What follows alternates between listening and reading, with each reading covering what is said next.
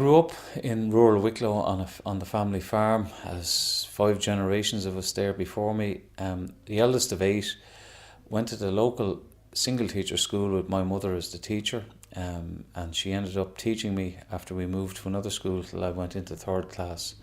So I used to think, like every other kid that was taught by their parents, one of their parents, that they were hard on us, but in reality I think we were hard on her, school was hard on her.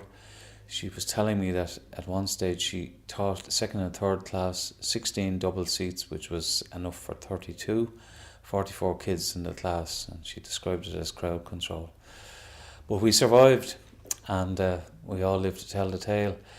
Moving on, I went to secondary school in De La Salle in Wicklow, played football there, won my first election in 6th year when my name was put forward for school captain, and lo and behold they elected me. And after that, when I did my leaving cert, I went as the eldest of 8 on a farm. It was probably planned that I would be the farmer, so I went to Agriculture College in Rockwell, which was a great year, fabulous year, first year away from home. Played sport, was integral to it, all the facilities, and ended up on the team that won the All-Ireland for ag colleges. After doing the farm management training course, I went on a scholarship to New Zealand for a year in 81, 82, to do more farming and play more football, rugby, and I actually loved it out there, absolutely, and thought bad of coming home out of it, and often wonder what might have happened.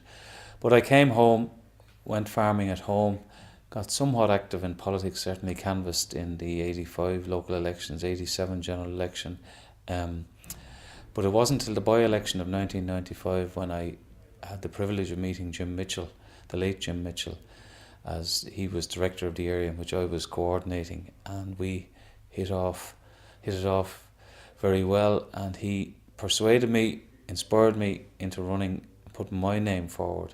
So I did in 1999. Got elected to local authority, got re-elected comfortably in 2004, and elected it all in 2007. I now have become, since last July, I've been appointed spokesman on agriculture for Fine Gael, which is something I feel I have something to offer in. I passionately believe in it. I see agriculture as being very important, and having at last been recognised as having a very important role to play in our economic recovery, in protecting and propagating our rural communities, all our economies. I'm married to Anne. We have 4 children, aged 20 down to 11, 1 in primary, 2 in secondary, 1 in 3rd level. So like all parents, I'm acutely aware and anxious about their future. What I would love to see them go abroad. I really would. I would love to see them go broaden their horizons and learn. But I would like to think that it was at their choice, and that at the end of it, if they wish to come home and set up and make their lives here, that they would have the opportunity, which sadly isn't the case. We are losing 50,000 people this year to the emigration trail, which is probably the equivalent of what comes through, does our leaving cert every year. And that's not what we want. We want, Ireland needs to be able to provide for its own people to live and work and start their families in this country.